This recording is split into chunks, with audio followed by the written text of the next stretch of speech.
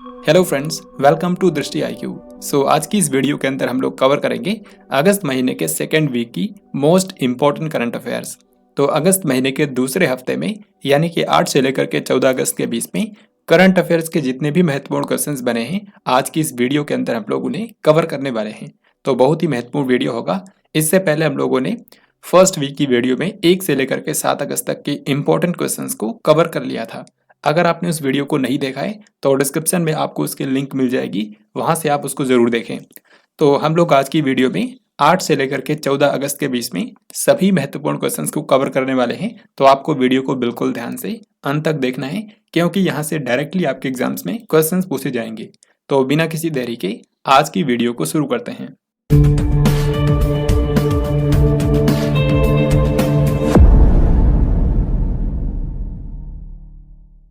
तो सबसे पहला क्वेश्चन आपके सामने आ चुका है।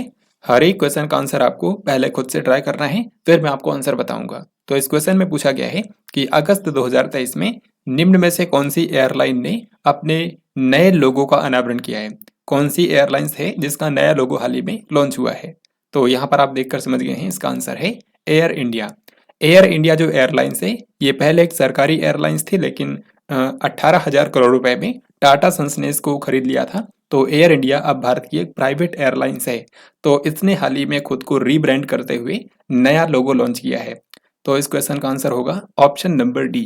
यहाँ पे आप देख सकते हैं, ये है टाटा सन्स के चेयरमैन यानी कि एन चंद्रशेखरन। इन्होंने ही हाल ही में एयर इंडिया का नया लोगो लॉन्च किया है। आपको बता दूं कि जो एयर इंडिया है, इसने अपने बेड़े में विस्तार करने के लिए एक समझौता भी किया था, जिसके तहत ये 470 एयरक्राफ्ट जो है वो खरीदेगा। तो ये बात भी आपको ध्यान रखनी है। फिर इसके बाद अगला सवाल आपके सामने है, नेहरू मेमोरियल संग्रहालय और पुस्तकालय सोसाइटी का नया नाम क्या है। तो ये जो संग्रहालय और पुस्तकालय सोसाइटी है, Nehru memorial museum and library society, इसका नाम चेंज करने का जो निर्णय है वो जून महीने के अंदर ही लिया गया था, और उसी दौरान मैंने आपको इसके बारे में बताया था। तो अब इसका नाम फाइनली चेंज हो चुका है। अब इसका नाम हो गया है प्रधानमंत्री संग्रहालय और पुस्तकालय सोसाइटी, यानी कि prime ministers museum and library society, जो कि नई दिल्ली में है। तो करेक्ट आंसर हो जाएगा ऑप्शन नंबर डी। फिर ये क्वेश्चन युद्धाभ्यास के बारे में है, जो कि अक्सर आपके एग्जाम में पूछा जाता है। आपको बताना है कि 8 से लेकर के 11 अगस्त तक भारत और किस देश के बीच में द्विपक्षीय अभ्यास जायद तलवार आयोजित किया गया है। तो जायद तलवार नाम का जो अभ्यास होता है, ये भारत और UAE के बीच में आयोजित किया जाता है। इंडिया और UAE की जो नेवी है वो इसके अंदर हिस्सा लेते हैं, और इस बार इसके जो मेजबानी है वो UAE कंट्री ने ही की है, क्योंकि इस बार जो अभ्यास हुआ है वो UAE के दुबई शहर के अंदर आयोजित किया गया है। तो यहाँ पर पूछा गया है कि ये भारत और कौन से कंट्री के बीच में होता है। तो करेक्ट आंसर होगा ऑप्शन नंबर डी, यानी कि संयुक्त अरब अमीरात। UAE को ही यूनाइटेड अरब एमिरेट्स यानी कि संयुक्त अरब अमीरात कहा जाता है। यहाँ पर आपको एक और महत्वपूर्ण चीज याद रखनी है कि इस अभ्यास में जो भारतीय नौसेना के जहाज गए थे, जिन भारत के नेवल शिप ने हिस्सा लिया था, उनके नाम क्या थे। तो वो 2 जहाज थे। एक का नाम है INS विशाखापत्तनम, INS विशाखापत्तनम, और दूसरी जहाज का नाम है INS त्रिकंड, INS त्रिकंड। तो इन दोनों नौसेना जहाजों ने इस अभ्यास के अंदर भारत की तरफ से हिस्सा लिया है। देन इसके बाद आगे बढ़ते हैं, विश्व हाथी दिवस हर साल किस दिन मनाया जाता है। तो हाथियों के संरक्षण के बारे में जागरूकता बढ़ाने के लिए हर साल वर्ल्ड एलिफेंट डे मनाया जाता है 12 अगस्त के दिन। 12 अगस्त को ही एक और महत्वपूर्ण दिवस होता है, जिसको बोलते हैं वर्ल्ड यूथ डे, यानी कि विश्व युवा दिवस। तो उसी दिन विश्व हाथी दिवस भी मनाया जाता है। यहाँ पर आपको बता दूं कि भारत का एक प्रोजेक्ट एलिफेंट भी है, जो कि 1992 के अंदर शुरू किया गया था भारत में हाथियों के संरक्षण के लिए। तो प्रोजेक्ट एलिफेंट के बारे में भी आपको याद रखना है। निम्न में से कौन से देश के तेज गेंदबाज स्टीवन फिन, इन्होंने हाल ही में क्रिकेट के सभी प्रारूपों से संन्यास ले लिया है। आपको बताना है कि जो स्टीवन फिन हैं, ये कौन सी कंट्री के तेज गेंदबाज हैं। तो इसका आंसर हो जाएगा ऑप्शन ए, यानी कि इंग्लैंड। इंग्लैंड के ये मशहूर गेंदबाज हैं स्टीवन फिन, जिन्होंने अब इंटरनेशनल क्रिकेट से संन्यास ले लिया है। फिर ये क्वेश्चन अपॉइंटमेंट से है। आपको बताना है कि ओडिशा उच्च न्यायालय के 33वें मुख्य न्यायाधीश के रूप में किसने शपथ ली है। तो ओडिशा जो हाई कोर्ट है, उसके नए चीफ जस्टिस बन गए हैं न्यायमूर्ति सुभाषिस तलपात्रा। तो इस क्वेश्चन का आंसर हो जाएगा ऑप्शन नंबर सी। और जैसा कि क्वेश्चन में ही लिखा है, ये ओडिशा हाई कोर्ट के 33वें मुख्य न्यायाधीश बन गए हैं। यहाँ पर बाकी के ऑप्शंस के बारे में भी मैं आपको बताता हूँ, क्योंकि ये किसी अन्य हाई कोर्ट के मुख्य न्यायाधीश हैं। न्यायमूर्ति आलोक अर्थे, इनको हाल ही में तेलंगाना हाई कोर्ट का नया मुख्य न्यायाधीश बनाया गया था। तेलंगाना हाई कोर्ट के नए मुख्य न्यायाधीश आलोक अर्थे। धीरज सिंह ठाकुर, इनको जो आंध्र प्रदेश हाई कोर्ट है उसका नया मुख्य न्यायाधीश बनाया गया था, आंध्र प्रदेश हाई कोर्ट। और जो सबसे आखिर में है न्यायमूर्ति देवेंद्र कुमार उपाध्याय, इनको बॉम्बे हाई कोर्ट का नया मुख्य न्यायाधीश बनाया गया है। तो इन सब लोगों के बारे में आपको ध्यान रखना है। बाकी यहाँ पर मैंने लिख भी दिया है जो हाल ही में अगस्त और जुलाई के महीने में नए मुख्य न्यायाधीश बने हैं अलग अलग हाई कोर्ट्स के अंदर, उन सभी के नाम यहाँ पर आप पढ़ सकते हैं। भारतीय मूल के किस व्यक्ति को टेस्ला कंपनी के नए मुख्य वित्तीय अधिकारी के रूप में नियुक्त किया गया है? तो अगर आपसे यहाँ पर यह पूछा जाता कि टेस्ला कंपनी के सीईओ कौन है, टेस्ला जो कि अमेरिका की एक कार मैन्युफैक्चरर कंपनी है, उसके सीईओ है एलोन मस्क। लेकिन यहाँ पर कुछ और पूछा गया है, यहाँ पर पूछा गया है कि मुख्य वित्तीय अधिकारी कौन बने हैं, यानी कि चीफ फाइनेंशियल ऑफिसर। तो सीएफओ नए बन गए हैं वैभव तनेजा, और नाम से ही आप समझ सकते हैं ये एक भारतीय मूल के व्यक्ति हैं जिनको टेस्ला कंपनी का सीएफओ बनाया गया है। तो करेक्ट आंसर हो जाएगा ऑप्शन नंबर बी। फिर ये क्वेश्चन स्पेस टेक्नोलॉजी से है और बहुत ही महत्वपूर्ण है क्योंकि ये काफ़ी ज़्यादा चर्चा में हाल ही में रहा है। आपको बताना है कि 10 अगस्त 2023 को किस अंतरिक्ष एजेंसी ने लूना 25 नामक अपना चंद्र लैंडर मिशन लॉन्च किया है। तो लूना 25 जो है ये रूस का एक मून लैंडर मिशन है। रूस की जो स्पेस एजेंसी है उसका नाम है रॉसकॉस्मोस। तो इसी ने हाल ही में लूना 25 नामक अपना मिशन भेजा है। पिछले लगभग 5 दशक के बाद रसिया ने चंद्रमा पर अपना कोई मिशन भेजा है। आखिरी बार इसने जो अपना मिशन भेजा था वो 1976 के अंदर भेजा था। तो लूना 25 जो है ये एक मून लैंडर मिशन है जिसको हाल ही में रसिया ने लॉन्च किया है। इसको लॉन्च करने के लिए जो रॉकेट इस्तेमाल किया गया है उसका नाम है सोयूज 2.1B। सोयूज 2.1B ये रॉकेट का इस्तेमाल इसको लॉन्च करने के लिए किया गया था। इस मिशन के अंदर सिर्फ एक लैंडर को भेजा गया है जो कि चंद्रमा के साउथ पोल पर लैंड करेगा। चंद्रमा के साउथ पोल पर इसको लैंड करना है और इसकी जो प्रस्तावित तिथि है लैंड करने की वो है 21 अगस्त। यानी कि अगर ये 21 अगस्त को ही लैंड कर जाता है और सफल रहता है तो रूस चंद्रमा के साउथ पोल पर लैंड करने वाला दुनिया का पहला कंट्री बन जाएगा। यहाँ पर मैंने आपको चंद्रयान 3 जो भारत का मिशन है उसके बारे में बताया हुआ है, उस पर मैंने डिटेल में अलग से वीडियो भी बनाए हैं। भारत का जो चंद्रयान 3 मिशन है उसको भी भेजा गया है और वो भी चंद्रमा के साउथ पोल पर ही लैंड करेगा। लेकिन इसकी जो लैंडिंग की अनुमानित तिथि है वो है 23 अगस्त। तो भारत का जो चंद्रयान 3 है वो मोस्ट प्रोबेबली 23 अगस्त को चंद्रमा पर सॉफ्ट लैंडिंग करने की कोशिश करेगा। और भारत का अगर ये मिशन सक्सेसफुल रहता है और उससे पहले चंद्रमा पर रसिया लैंड कर चुका होगा तो भारत जो है सेकंड कंट्री होगा जो कि साउथ पोल पर लैंड करेगा। हालांकि आपको बता दूं अभी इसके बारे में 100% नहीं कहा जा सकता है। जो भी एग्जैक्ट जानकारी होगी वो आपको 3rd वीक में ही पता चलेगा जब ये दोनों लैंड कर चुके होंगे। तो आपको ध्यान रखना है कि लूना 25 जो है ये रसिया का मून लैंडर मिशन है जिसको हाल ही में लॉन्च किया गया था सोयूज 2.1B रॉकेट के जरिए। और भारत का जो चंद्रयान 3 है ये आपको कमेंट बॉक्स में लिखकर बताना है कि कौन से रॉकेट से लॉन्च किया गया था। फिर इस क्वेश्चन में आपको बताना है भारत में प्रत्येक वर्ष विभाजन विभीषिका स्मृति दिवस यानी कि पार्टीशन हॉरोज रिमेम्बरेंस डे कौन से दिन मनाया जाता है। तो जैसा कि आप इसके नाम से ही समझ सकते हैं कि विभाजन जब हुआ था यानी कि भारत और पाकिस्तान का 1947 में जब बंटवारा हुआ था तो उसमें जो लोगों ने सफ़र किया था बहुत सारे लोग मारे गए थे और काफ़ी सारे लोग विस्थापित हुए थे। तो उन्होंने जो दर्द सहा उसकी याद में ही ये दिवस मनाया जाता है और पीएम नरेंद्र मोदी ने इसकी शुरुआत की थी। तो विभाजन विभीषिका स्मृति दिवस जो है ये 14 अगस्त को भारत में मनाया जाता है। शो करेक्ट आंसर हो जाएगा option number A, independence day से जस्ट एक दिन पहले। फिर ये क्वेश्चन भी बहुत ही महत्वपूर्ण है। आपसे पूछा गया है कि लैपटॉप, टैबलेट और पर्सनल कंप्यूटर के आयात के लिए किस तारीख से वैध लाइसेंस की आवश्यकता होगी। यानी कि लैपटॉप, टैबलेट और पर्सनल कंप्यूटर को अगर भारत में इंपोर्ट करना है तो उसके लिए एक वैलिड लाइसेंस की आवश्यकता होगी और ये लागू होगा 1 नवंबर 2023 से। तो इस क्वेश्चन का आंसर हो जाएगा ऑप्शन नंबर सी। इसी तरीके से कुछ और इम्पोर्टेंट डेट्स मैं आपको बताता हूँ जो कि आपको याद रखने हैं। एक तो है 1 अगस्त 2023। अभी 1 अगस्त से एक चीज़ लागू हुई है, वो ये है कि भारतीय सेना में जो इंडियन आर्मी है, उसमें ब्रिगेडियर से ऊपर रैंक के जो अधिकारी हैं, उनके लिए एक समान वर्दी होगी। ब्रिगेडियर और उससे ऊपर रैंक के जो अधिकारी हैं, वो एक समान वर्दी पहनेंगे। इसके अलावा 1 अक्टूबर से भी एक चीज़ लागू होने वाली है और वो ये है कि ऑनलाइन गेमिंग, कैसीनो और हॉर्स रेसिंग, इन तीनों चीज़ों के ऊपर 28% जीएसटी लगाया जाएगा। तो ये 1 अक्टूबर को लागू होगा, ये बात भी आपको याद रखनी है। भारतीय जीवन बीमा निगम यानी कि एलआईसी के प्रबंध निदेशक के रूप में किसे नियुक्त किया गया है? तो भारत में जो लाइफ इंश्योरेंस कॉर्पोरेशन है, भारत की सबसे बड़ी बीमा कंपनी है, इसके नए मैनेजिंग डायरेक्टर बन गए हैं आर दुराईस्वामी। तो इस क्वेश्चन का आंसर हो जाएगा ऑप्शन नंबर डी। एलआईसी का हेडक्वार्टर कहाँ पर है? तो इसका हेडक्वार्टर जो है वो मुंबई के अंदर है। ये क्वेश्चन स्पोर्ट का बहुत ही महत्वपूर्ण क्वेश्चन है। आपको बताना है कि 3 से लेकर के 12 अगस्त के बीच में पुरुष एशियाई चैंपियंस ट्रॉफी 2023 हॉकी टूर्नामेंट कौन से शहर के अंदर आयोजित किया गया है? तो पुरुषों की एशियाई चैंपियंस ट्रॉफी हॉकी के अंदर हुई है। हाल ही में इसका आयोजन किया गया है भारत के चेन्नई में। तो सबसे पहली और महत्वपूर्ण बात यह है कि भारत के अंदर तमिलनाडु की राजधानी चेन्नई में इसका आयोजन किया गया है।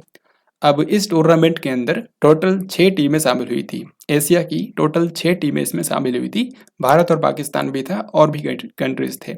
तो इसमें विजेता कौन बना है? विजेता तो अपना भारत ही है। भारत ने इसको जीता है और चौथी बार जीता है, ये बात भी आपको याद रखनी है।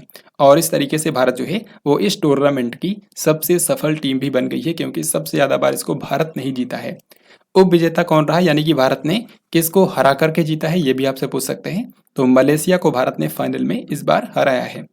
तो उप विजेता रहा है मलेशिया।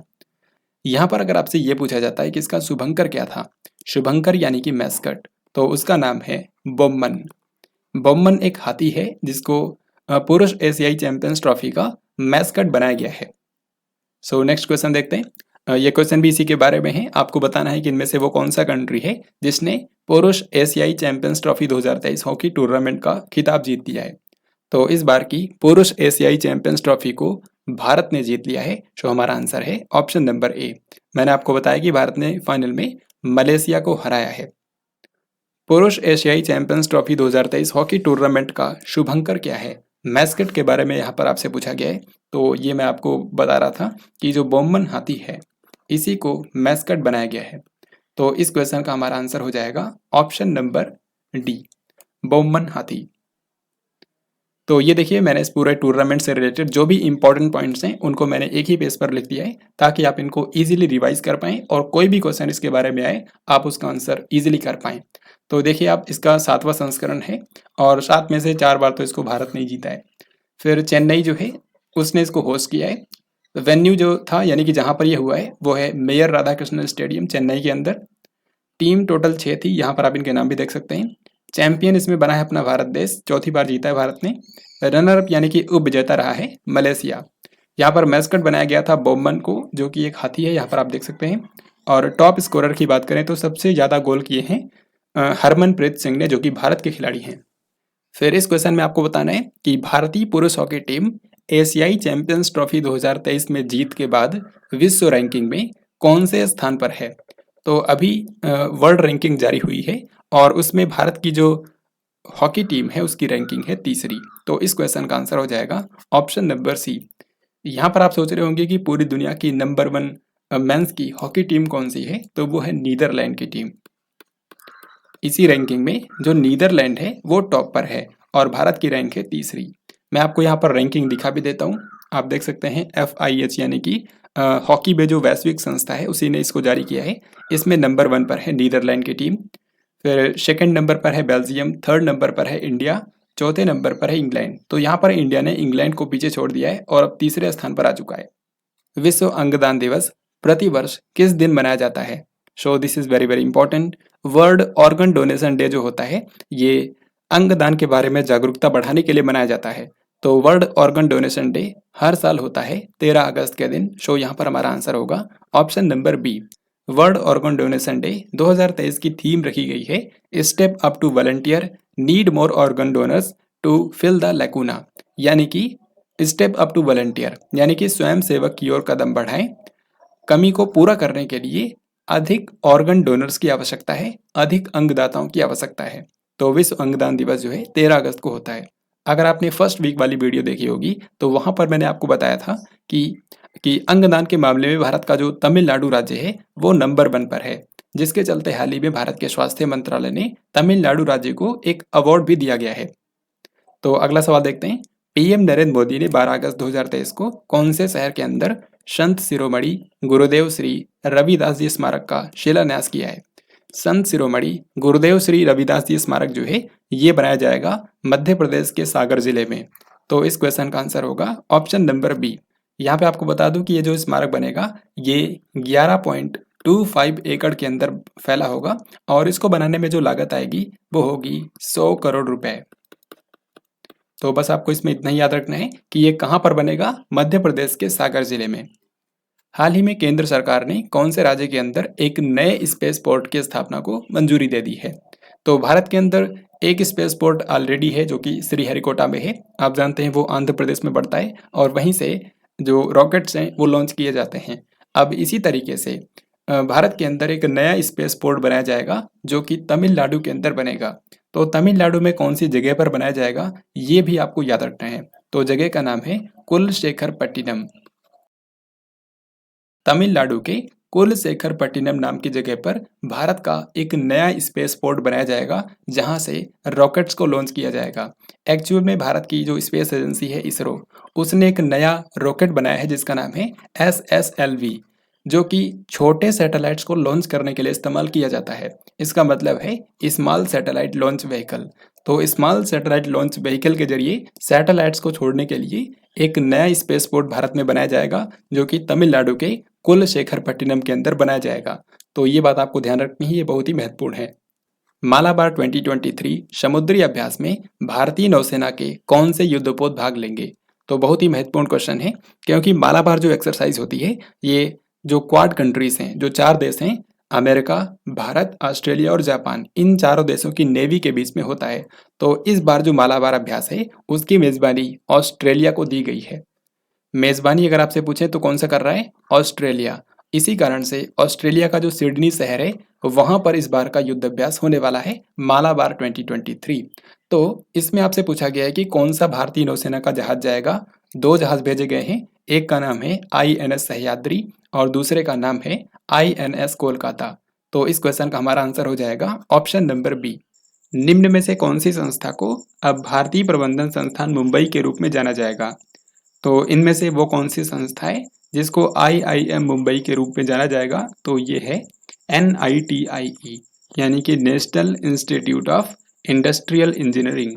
ये मुंबई के अंदर है और 1963 के अंदर ही इसकी स्थापना हुई थी।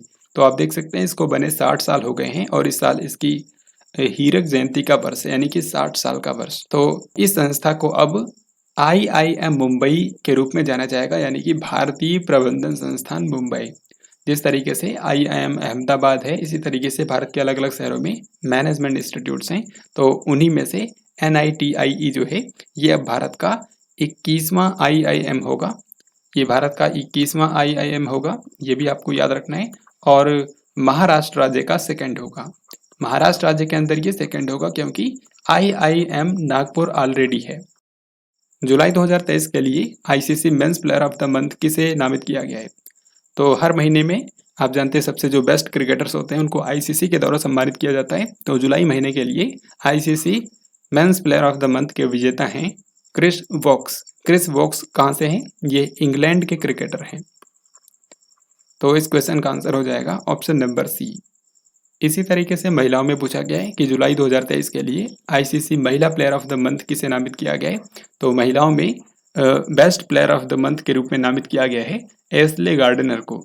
एस्ले गार्डनर जो हैं ये ऑस्ट्रेलिया की क्रिकेटर हैं और लगातार 2 महीने ये ICC player of the month की विजेता बन गई है। इन्होंने जून महीने के अंदर भी जीता था और अभी जुलाई महीने के अंदर भी इन्हीं को प्लेयर ऑफ द मंथ चुना गया है।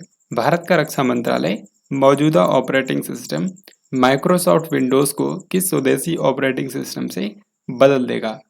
तो माइक्रोसॉफ्ट विंडोज जो है वो आप जानते हैं कि अमेरिकी माइक्रोसॉफ्ट कंपनी का एक ऑपरेटिंग सिस्टम है और अभी के समय रक्षा मंत्रालय के जो कंप्यूटर्स हैं उसमें माइक्रोसॉफ्ट विंडोज़ को ही ऑपरेटिंग सिस्टम के तौर पर इस्तेमाल किया जाता है।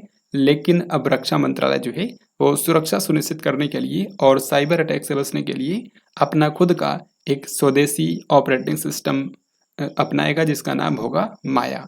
तो इस क्वेश्चन का आंसर होगा ऑप्शन नंबर सी।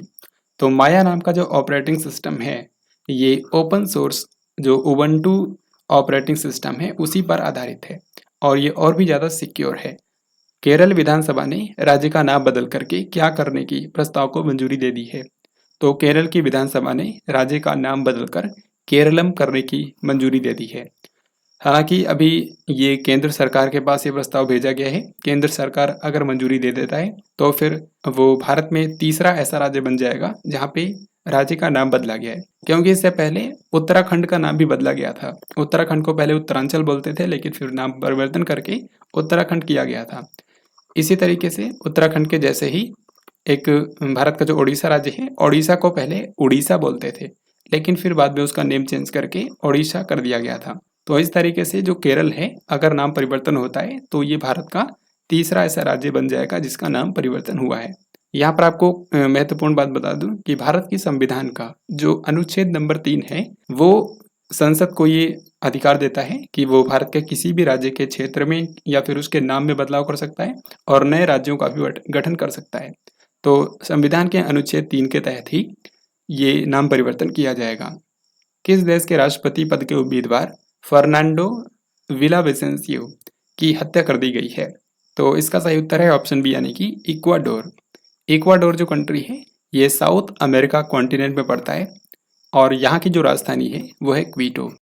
तो क्वीटो यहाँ की राजधानी के अंदर ही हाल ही में राष्ट्रपति पद के एक उम्मीदवार थे जिनका नाम था फर्नांडो विलाविसेंसियो। इनकी हत्या कर दी गई है। एक्चुअल में इसी महीने अगस्त महीने के अंदर इक्वाडोर के अंदर राष्ट्रपति चुनाव होने वाले हैं। तो राष्ट्रपति पद के एक उम्मीदवार थे जिनका नाम था फर्नांडो विलाविसेंसियो, लेकिन हाल ही में इनकी गोली मार करके हत्या कर दी गई। किस मंत्रालय ने देशव्यापी अभियान मेरी माटी मेरा देश शुरू किया है? मेरी माटी मेरा देश नाम का जो ये कैंपेन है इसको शुरू किया है भारत के संस्कृति मंत्रालय ने। तो इसका आंसर हो जाएगा ऑप्शन नंबर बी। भारत के शहीद वीर जवानों के सम्मान में ये अभियान शुरू किया गया है। साथ ही ये जो अभियान है मेरी माटी मेरा देश ये आज़ादी का अमृत महोत्सव जो मनाया जा रहा है उसका समापन का भी प्रतीक है, क्योंकि आज़ादी का अमृत महोत्सव जो कार्यक्रम है ये शुरू हुआ था सन 2021 में। उस वक्त दांडी मार्च निकाला गया था साबरमती से लेकर के दांडी के बीच में। तो उसी के साथ पीएम मोदी ने आज़ादी के अमृत महोत्सव की शुरुआत की थी।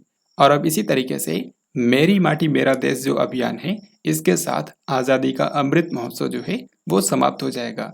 मेरी माटी मेरा देश जो कैंपेन है ये 9 अगस्त को शुरू हुआ है और ये 30 अगस्त तक चलेगा, 9 से लेकर के 30 अगस्त तक। तो इसका मेन मकसद है कि जो भारत के शहीद वीर जवान हैं उनका सम्मान व्यक्त करना। यहाँ पे आपको बता दूं इस अभियान के अंतर्गत देश भर के अंदर कई सारे कार्यक्रम आयोजित किए जाएंगे। जैसे इसमें एक कार्यक्रम ये भी है कि भारत के 7500 ब्लॉकों का चयन किया गया है। 7500 ब्लॉकों से वहाँ से मिट्टी लाई जाएगी, हर एक ब्लॉक से मिट्टी लाई जाएगी और उसको दिल्ली के अंदर जो कर्तव्य पथ है वहाँ पर अमृत वाटिका बनाई जा रही है। तो उस अमृत वाटिका को बनाने में इन ब्लॉकों से लाई गई जो मिट्टी है उसका इस्तेमाल किया जाएगा। तो इस तरीके से मेरी माटी मेरा देश अभियान जो है उसको संस्कृति मंत्रालय ने शुरू किया है। ये बात आपको याद रखनी है। 10 अगस्त 2023 को किस कांग्रेस नेता को बार बार कदाचार के आरोप में यानी कि मिसकंडक्ट के आरोप में लोकसभा से निलंबित कर दिया गया है? तो ये हैं अधीर रंजन चौधरी। अधीर रंजन चौधरी कांग्रेस के एक नेता हैं और हाल ही में इनको लोकसभा से सस्पेंड कर दिया गया है बार बार अनुचित व्यवहार करने के चलते। तो ये आपको ध्यान रखना है, अधीर रंजन चौधरी। विश्व जैव ईंधन दिवस कब मनाया जाता है? तो जीवाश्म ईंधनों के इस्तेमाल को कम करने और उसके विकल्प के तौर पर जैव ईंधन यानी कि बायोफ्यूल के इस्तेमाल को बढ़ावा देने के लिए वर्ल्ड बायोफ्यूल डे हर साल मनाया जाता है 10 अगस्त के दिन। तो इस क्वेश्चन का आंसर हो जाएगा option number B. Himachal Pradesh सरकार ने हस्तशिल्प और हथकरघा निगम का नाम बदलकर क्या रख दिया है? तो हिमाचल प्रदेश की सरकार ने वहाँ का जो हैंडीक्राफ्ट्स एंड हैंडलूम कॉरपोरेशन है उसका नाम चेंज करके कर दिया है हिमक्राफ्ट निगम। हिमक्राफ्ट कॉरपोरेशन। तो यहाँ पर हमारा आंसर हो जाएगा ऑप्शन नंबर ए। हाल ही में 7 अगस्त को मनाया गया था राष्ट्रीय हथकरघा दिवस यानी कि नेशनल हैंडलूम डे। और इसी के अवसर पर हिमाचल प्रदेश के जो मुख्यमंत्री हैं सुखविंदर सिंह सुक्खू, उन्होंने हस्तशिल्प और हथकरघा निगम का नाम बदलकर हिमक्राफ्ट निगम कर दिया है। वस्त्र और शिल्प भंडार का ई पोर्टल भारतीय वस्त्र एवं शिल्प कोष की शुरुआत किसने की है? तो आप जानते हैं, अभी मैंने आपको बताया कि 7 अगस्त को मनाया जाता है राष्ट्रीय हथकरघा दिवस यानी कि नेशनल हैंडलूम डे। तो नेशनल हैंडलूम डे का जो इस बार समारोह था वो नई दिल्ली के प्रगति मैदान में जो भारत मंडपम है वहीं पर इसको आयोजित किया गया था। तो इस कार्यक्रम को पीएम मोदी ने संबोधित किया और इसी दौरान उन्होंने भारत का जो वस्त्र और शिल्प भंडार है उसका ई पोर्टल का भी शुभारंभ किया है। इस ई पोर्टल को नाम दिया गया है भारतीय वस्त्र एवं शिल्प कोष। तो पीएम मोदी ने इसका शुभारंभ किया है। सो यहाँ पर हमारा आंसर होगा option number B. UPI lite के लिए प्रति लेन देन सीमा 200 रुपए से बढ़ा करके कितने रुपए कर दी गई है? यूपीआई लाइट क्या है? आप जानते हैं, जब आप यूपीआई से ट्रांजेक्शन करते हैं, कभी भी पैसा ट्रांसफर करते हैं यूपीआई का इस्तेमाल करके, तो आपको यूपीआई पिन डालना पड़ता है। लेकिन अगर आप यूपीआई लाइट से पैसा ट्रांसफर करते हैं तो 200 रुपए तक ट्रांसफर करने पर अभी तक कोई भी आपको पिन डालने की जरूरत नहीं पड़ती थी। लेकिन अब इसी लिमिट को बढ़ा करके 500 रुपए कर दिया गया है। तो यहाँ पर हमारा आंसर हो जाएगा ऑप्शन नंबर डी, यानी कि 500 रुपए तक का जो ट्रांजेक्शन है वो बिना यूपीआई पिन डाले ही किया जा सकता है। यहाँ पर आपको बता दूं कि यूपीआई लाइट सर्विस को अपनी ऐप के अंदर इंटीग्रेट करने वाला जो पहला यूपीआई ऐप था वो था पेटीएम। पेटीएम के अंदर सबसे पहले इसको लॉन्च किया गया था। सूर्य का अध्ययन करने के लिए समर्पित पहले भारतीय मिशन का क्या नाम है? तो भारत का पहला डेडिकेटेड मिशन सन की स्टडी करने के लिए जो लॉन्च किया जाएगा उसका नाम है आदित्य L1। ये हाल ही में चर्चा में इसलिए है क्योंकि 26 अगस्त 2023 को इसे लॉन्च किया जाना है। यहाँ पर आपको याद रखना है कि इसको कौन से रॉकेट से लॉन्च किया जाएगा। उस रॉकेट का नाम है PSLV XLC57। PSLV XLC57। यहाँ पर ये जो मिशन है ये सूर्य का अध्ययन करेगा। तो इसके बारे में कुछ महत्वपूर्ण चीज़ें आपको याद रखनी है। जैसे कि यहाँ पर देखिए, नाम में पहले मैं आपको नाम का मतलब समझाता हूँ। आदित्य तो आप जानते हैं सूर्य का पर्यायवाची है। L1 का क्या मतलब है? L1 का मतलब है लाग्रांज पॉइंट 1।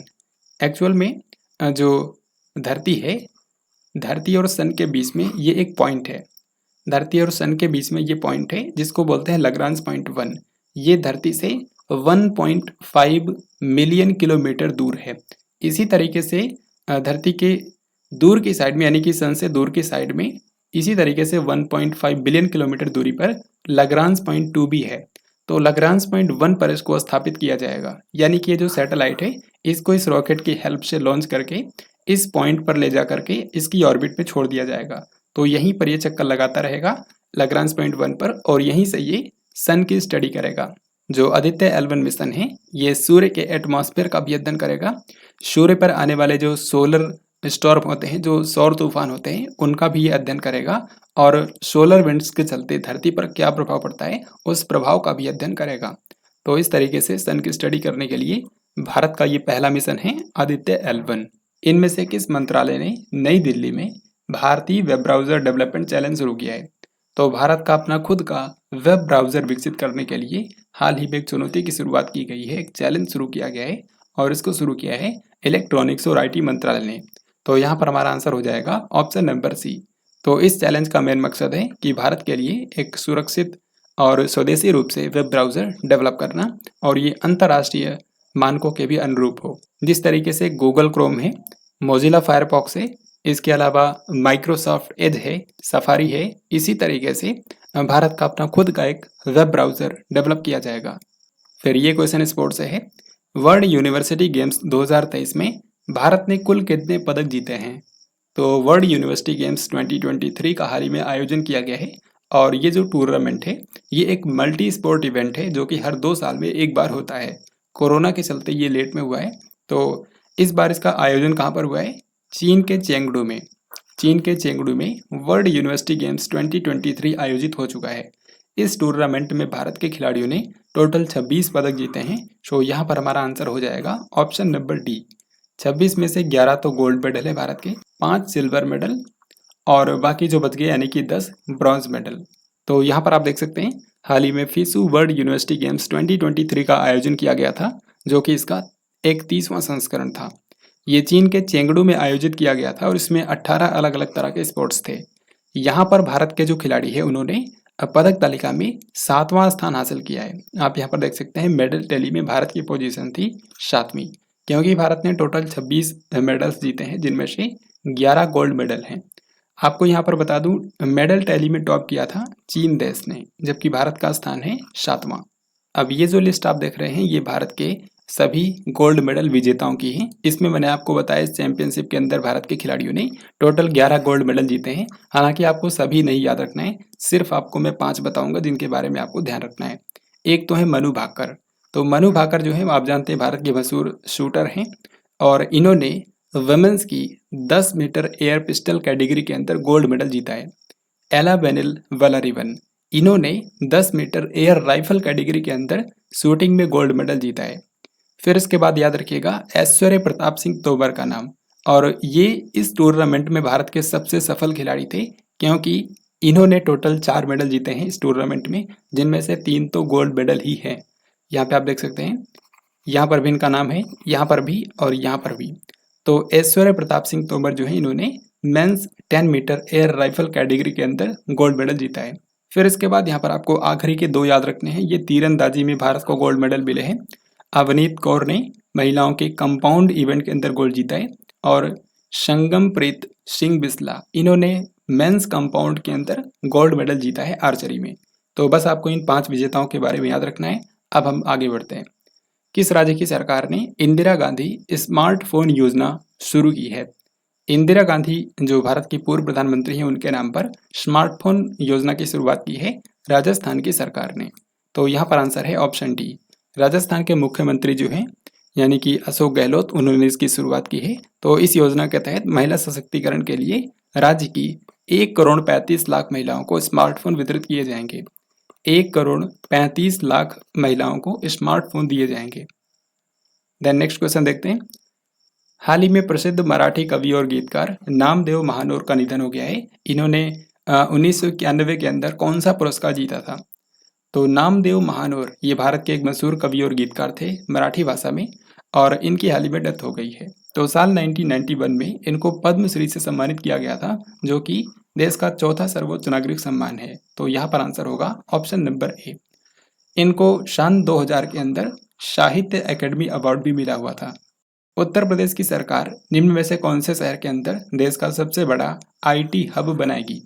तो देश का सबसे बड़ा इंफॉर्मेशन टेक्नोलॉजी हब बनाया जाएगा उत्तर प्रदेश के लखनऊ में। ये हाल ही में योगी आदित्यनाथ जो कि यहाँ के मुख्यमंत्री हैं उन्होंने अनाउंस किया है। आपको बता दूं कि लखनऊ के अंदर ये जो आईटी हब बनाया जाएगा ये 40 एकड़ में फैला होगा। एसबीआई लाइफ इंश्योरेंस कंपनी के प्रबंध निदेशक और सीईओ के रूप में किसे नियुक्त किया गया है? तो एसबीआई लाइफ इंश्योरेंस कंपनी जो है उसके नए एमडी और सीईओ हाल ही में बन गए हैं अमित जिंगरन। तो इस क्वेश्चन का आंसर हो जाएगा option number D. Amit Jingran SBI Life Insurance के नए एमडी और सीईओ बन गए हैं। भारतीय रिजर्व बैंक यानी कि आरबीआई ने अपनी द्विमासिक मौद्रिक नीति में रेपो दर को कितने % पर अपरिवर्तित रखने का निर्णय लिया है?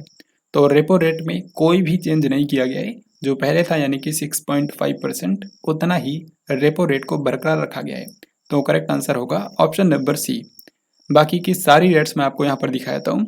रेपो रेट 6.5% है, रिवर्स रेपो रेट 3.35% है, बैंक रेट और एमएसएफ ये दोनों सेम है 6.75%, स्टैंडिंग डिपॉजिट फैसिलिटी रेट जो है यानी कि एसडीएफ वो है 6.25, कैश रिजर्व रेशो यानी कि सीआरआर है 4.5%, स्टैट्यूटरी लिक्विडिटी रेशियो यानी कि एसएलआर है 18%।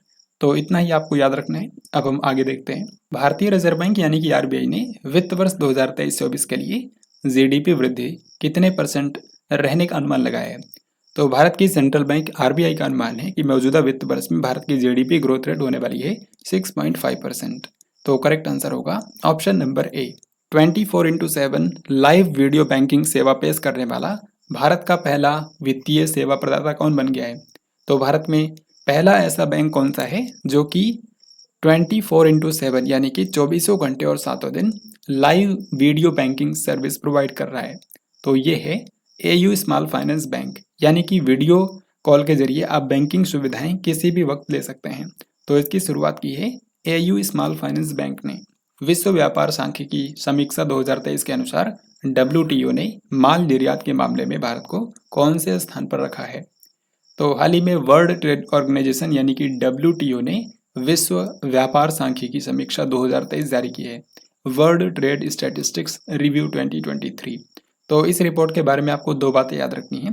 एक तो मर्चेंडाइज एक्सपोर्ट्स यानी कि माल निर्यात में भारत का स्थान है 18वां, और अगर आपसे पूछें कि मर्चेंडाइज इंपोर्ट में भारत का कौन सा स्थान है, तो माल आयात में भारत का स्थान है 9वां। तो ये दोनों आपको याद रखने हैं, निर्यात में 18वां और आयात में 9वां। तो इस क्वेश्चन का आंसर हो जाएगा ऑप्शन नंबर डी। अंतर्राष्ट्रीय युवा दिवस पूरे विश्व में किस दिन मनाया जाता है? इंटरनेशनल यूथ डे हर साल होता है 12 अगस्त के दिन। तो यहाँ पर हमारा आंसर है ऑप्शन नंबर बी। भारत में राष्ट्रीय स्तर पर भी नेशनल यूथ डे मनाया जाता है, जो कि भारत में स्वामी विवेकानंद जी का जन्मदिन होता है और वो हर साल 12 जनवरी को सेलिब्रेट किया जाता है। तो अंतर्राष्ट्रीय युवा दिवस 12 अगस्त और भारत में राष्ट्रीय युवा दिवस 12 जनवरी। इस बार के अंतर्राष्ट्रीय युवा दिवस की थीम रखी गई है green skills for youth towards a sustainable world. अब इसी के साथ देखते हैं इस हफ्ते के इम्पोर्टेंट डेज एंड थीम्स। 10 अगस्त को मनाया गया है विश्व जैव ईंधन दिवस यानी कि वर्ल्ड बायोफ्यूल डे। 10 अगस्त को ही मनाया जाता है विश्व शेर दिवस यानी कि वर्ल्ड लायन डे। आपको बता दूं कि लायन जो है वो भारत में एक ही जगह पर पाए जाते हैं और वो है गिर नेशनल पार्क, जो कि है गुजरात राज्य के अंदर। फिर 12 अगस्त को होता है अंतर्राष्ट्रीय युवा दिवस, जिसकी थीम है green skills for youth towards a sustainable world. 12 अगस्त को ही मनाया जाता है विश्व हाथी दिवस यानी कि वर्ल्ड एलिफेंट डे। फिर 13 अगस्त को होता है विश्व अंगदान दिवस ऑर्गन डोनेशन डे, जिसकी थीम है step up to volunteer need more organ donors to fill the lacuna. फिर 14 अगस्त को मनाया जाता है विभाजन विभीषिका स्मृति दिवस यानी कि पार्टीशन हारोस रिमेम्बरेंस डे। आगामी विश्व एथलेटिक्स चैंपियनशिप 2023 में भारतीय दल का नेतृत्व कौन करेगा? तो इसी महीने के अंदर विश्व एथलेटिक्स चैंपियनशिप 2023 होने वाली है। ये एथलेटिक्स का विश्व स्तर पर सबसे इम्पोर्टेंट टूर्नामेंट होता है और यहाँ पे कई सारे स्पोर्ट इवेंट्स आयोजित किए जाएंगे, जैसे कि भाला फेंक, गोला फेंक, डिस्कस थ्रो इत्यादि। यहाँ पर रेसिंग के इवेंट्स भी होंगे, जैसे कि 100 मीटर की रेस, 400 मीटर की रेस इत्यादि। तो इसमें जो भारतीय दल जाएगा उसको नेतृत्व करेंगे भारत के मशहूर भाला फेंक खिलाड़ी नीरज चोपड़ा। तो यहाँ पर हमारा आंसर हो जाएगा option number C. Neeraj Chopra भारतीय दल का नेतृत्व करेंगे। आपको बता दूं कि भारतीय दल में टोटल 28 एथलेटिक्स के खिलाड़ी जाएंगे। तो कितने मेडल यहाँ पर भारत लेकर आता है ये हम लोग आगे देखेंगे। बाकी अभी के लिए आप याद रखिए कि इस टूर्नामेंट का आयोजन होने वाला है हंगरी की राजधानी बुडापेस्ट में। यहाँ पर आप इसके लोगो में देख सकते हैं। तो हंगरी की जो राजधानी है बुडापेस्ट, वहाँ पर विश्व एथलेटिक्स चैंपियनशिप 2023 का आयोजन होने वाला है। निम्न में से किस राज्य की सरकार ने प्रवासी श्रमिकों के लिए अतिथि पोर्टल शुरू किया है? तो प्रवासी श्रमिक कौन होते हैं? किसी राज्य के लिए अगर देखा जाए तो अन्य राज्यों से आने वाले जो श्रमिक हैं उनको प्रवासी श्रमिक बोला जाता है। तो केरल राज्य की सरकार ने जो प्रवासी श्रमिक हैं उनके लिए एक विशेष पोर्टल लॉन्च किया है, जिसका नाम है अतिथि पोर्टल। तो यहाँ पर हमारा आंसर है ऑप्शन नंबर ए यानी कि केरल। विश्व शेर दिवस कब मनाया जाता है? तो अभी मैंने आपको बताया था कि शेरों के संरक्षण और उनके संरक्षण के बारे में जागरूकता बढ़ाने के लिए वर्ल्ड लायन डे हर साल मनाया जाता है 10 अगस्त के दिन। तो यहाँ पर हमारा आंसर हो जाएगा ऑप्शन नंबर बी। और भारत में जो लायन है वो सिर्फ एक ही जगह पर पाए जाते हैं, गिर नेशनल पार्क के अंदर। विश्व शेर दिवस के अवसर पर किसने सिंह सूचना वेब ऐप का शुभारंभ किया है? सिंह सूचना नाम से एक वेब एप्लीकेशन की शुरुआत की गई है और इसको शुरू किया है भूपेंद्र भाई पटेल ने, जो कि गुजरात के मुख्यमंत्री हैं। तो यहाँ पर करेक्ट आंसर हो जाएगा ऑप्शन नंबर डी। तो सिंह सूचना नाम का जो वेब एप्लीकेशन शुरू किया गया है, इसके आप नाम से समझ सकते हैं कि शेरों से जुड़ी जानकारी यहाँ पर उपलब्ध कराई जाएगी। वर्ष 2022-23 में अखिल भारतीय कोयला उत्पादन कितना था? यानी कि यहाँ पर यह पूछा जा रहा है कि पिछले वित्त वर्ष 2022-23 में भारत का कुल कोयला उत्पादन कितना था। तो वित्त वर्ष 2022-23 में भारत के अंदर टोटल कोयले का उत्पादन हुआ था 893.19 मिलियन टन। तो इसका आंसर हो जाएगा ऑप्शन नंबर ए। इससे पहले वाले वित्त वर्ष में यानी कि वित्त वर्ष 2021-22 में भारत का जो कोल प्रोडक्शन था वो था 778.21 मिलियन टन। तो इस तरीके से इस एक साल में 14.77% की वृद्धि हुई है। तो ये बात भी आपको याद रखनी है। भास्कर भट्ट को इनमें से किस अफ्रीकी देश में भारत का राजदूत अपॉइंट कर दिया गया है? तो भास्कर भट्ट जो है इनको अपॉइंट कर दिया गया है बुर्किना फासो देश के अंदर। तो यहाँ पर हमारा आंसर है option number D. Burkina Faso जो कंट्री है ये पश्चिमी अफ्रीका में पड़ता है और अब यहाँ पर भारत के नए एम्बेसडर बन गए हैं भास्कर भट्ट। तो ये आज का लास्ट क्वेश्चन था। आई होप आपने इस वीडियो को ध्यान से देखा होगा। अब ये जो 2 क्वेश्चंस हैं ये इसी वीडियो पर आधारित हैं और इनके आंसर्स आपको कमेंट बॉक्स में लिख करके बताने हैं। पहला सवाल है कि सूर्य का अध्ययन करने के लिए समर्पित पहले भारतीय मिशन का क्या नाम है? और दूसरा सवाल है कि पुरुष एशियाई चैंपियंस ट्रॉफी 2023 हॉकी टूर्नामेंट का खिताब कौन से देश ने जीता है? तो इन दोनों क्वेश्चंस के आंसर आपको कमेंट बॉक्स में लिख करके बताने हैं। फाइनली इस तरीके से हम लोगों ने अगस्त महीने के सेकेंड वीक में जितने भी करंट अफेयर्स के महत्वपूर्ण क्वेश्चंस हो सकते थे उन सभी को हम लोगों ने यहाँ पर कवर कर लिया है। आई होप आपको आज का ये वीडियो पसंद आया होगा। अगर आपको ये वीडियो पसंद आया है तो इस वीडियो को लाइक और शेयर जरूर करें। साथ ही कमेंट बॉक्स में लिख करके बताएं कि आपको ये वीडियो कैसा लगा। अगर आप इस चैनल पर पहली बार आए हैं तो इस चैनल को जरूर सब्सक्राइब करें क्योंकि इसी तरीके से आपको आगे भी वीडियोस मिलते रहेंगे।